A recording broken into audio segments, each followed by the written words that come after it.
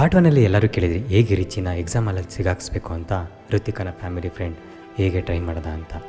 ಈಗ ಇದು ಮುಂದಿನ ಭಾಗ ಶುರು ಮಾಡೋಣ. ಹೀಗೆ ಒಂದಿನ ನಮ್ಮ ಹೀರೋ ಅವ್ರ ಫ್ರೆಂಡ್ನ ಸೈಡಲ್ಲಿ ನಿಲ್ಲಿಸಿ ಗಾಡೀಲಿ ಸ್ಪೀಡಾಗಿ ಬರ್ತೀನಿ ಅದನ್ನು ವಿಡಿಯೋ ಮಾಡು ಅಂತ ಸುಮಾರು ಸರಿ ಟ್ರಯಲ್ಸ್ ಮಾಡ್ತಾ ಇರ್ತಾನೆ. ಸಡನ್ಲಿ ಒಬ್ಬ ಹೆಲ್ಮೆಟ್ ಹಾಕೊಂಡು ಬಂದು ಇಂಟೆನ್ಷಿಯಲಿ ರಿಚಿಗೆ ಡ್ಯಾಶ್ ಮಾಡಿ ಎಸ್ಕೇಪ್ ಆಗ್ತಾನೆ. ಸೀರಿಯಸ್ ಇಂಜುರಿ ಆಗಿ ರಿಚಿ ಹಾಸ್ಪಿಟಲ್ಸ್ ಇರ್ತಾನೆ. ಈ ವಿಷಯ ನೆಕ್ಸ್ಟ್ ಡೇ ಋತಿಗೆ ಗೊತ್ತಾಗುತ್ತೆ. ತುಂಬಾ ಅಳ್ತಾ ಅವನ್ನ ಮೀಟ್ ಮಾಡೋಕ್ಕೆ ಅಲ್ಲಿ ತನಕ ಹೋದ್ರೆ ಮನೇಲಿ ಗೊತ್ತಾಗಿ ಏನಾದರೂ ಪ್ರಾಬ್ಲಮ್ ಆಗಬಹುದು ಅಂತ ಮೊಬೈಲಲ್ಲಿ ವಿಡಿಯೋ ಕಾಲ್ ಮಾಡಿ ತುಂಬಾ ಅಳ್ತಾ ರಿಚಿಗೆ ಮುತ್ತೆಲ್ಲ ಕೊಡ್ತಾಳೆ. ಅಲ್ಲೇ ಸೈಡಲ್ಲಿದ್ದ ರಿತು ಅವರ ಫ್ಯಾಮಿಲಿ ಫ್ರೆಂಡ್, ಛೇ ಏನು ಗುರು ದೂರ ಹೋಗ್ತಾರೆ ಅಂದ್ಕೊಂಡು ಮಾಡೋ ಕೆಲಸದಲ್ಲಿ ನಾನೇ ಹತ್ರ ಮಾಡ್ತಾ ಇದ್ದೀನಿ. ನಾನು ಹಣೆ ಬರನೇ ಇಷ್ಟು ಚಿಕ್ಕವನಿಂದ ಅವಳಂದ್ರೆ ಇಷ್ಟ ಹೇಳಿಲ್ಲ, ಇವಾಗ ಹೇಳಿದರೆ ಒಪ್ಪಲ್ಲ. ಹೀಗೆ ಬೇಜಾರಲ್ಲಿ ದಿನಗಳು ಕಳೀತಾ ಇರುತ್ತೆ.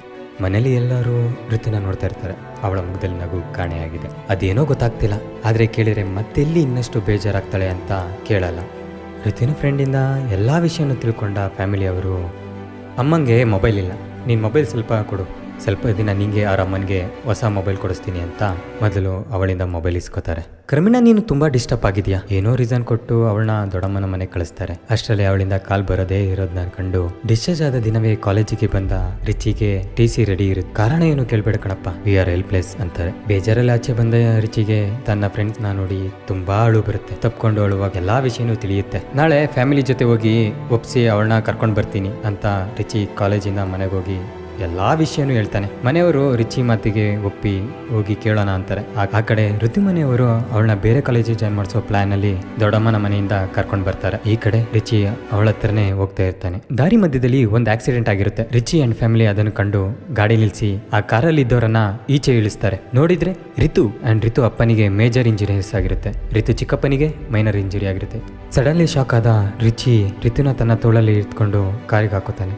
ರಿಚಿ ಅವರಪ್ಪ ಅಂಡ್ ರಿತು ಚಿಕ್ಕಪ್ಪ ರಿತು ಅಪ್ಪನ ಕಾರೊಳಗೆ ಹಾಕೋತಾರೆ. ಹಾಸ್ಪಿಟಲ್ಗೆ ಹೋಗ್ತಾರೆ. ಅವ್ರು ಹೋಗಿದ್ದ ಹಾಸ್ಪಿಟಲಲ್ಲಿ ಇಂಪಾಸಿಬಲ್ ಅಂತಾರೆ. ಆಂಬುಲೆನ್ಸ್ ಹತ್ತಿ ನೆಕ್ಸ್ಟ್ ಹಾಸ್ಪಿಟಲ್ಗೆ ಹೋಗ್ತಾರೆ. ಈ ಗಡಿಬಿಡಿ ನಡುವೆ ಎಲ್ಲರೂ ದುಡ್ಡು ಮತ್ತೆ ಪರ್ಸನ್ ಕಾರಲ್ಲೇ ಹೊರತೋಗ್ತಾರೆ. ರಿಚಿ ಪರ್ಸ್ ಕಳೆದೋಗಿರುತ್ತೆ.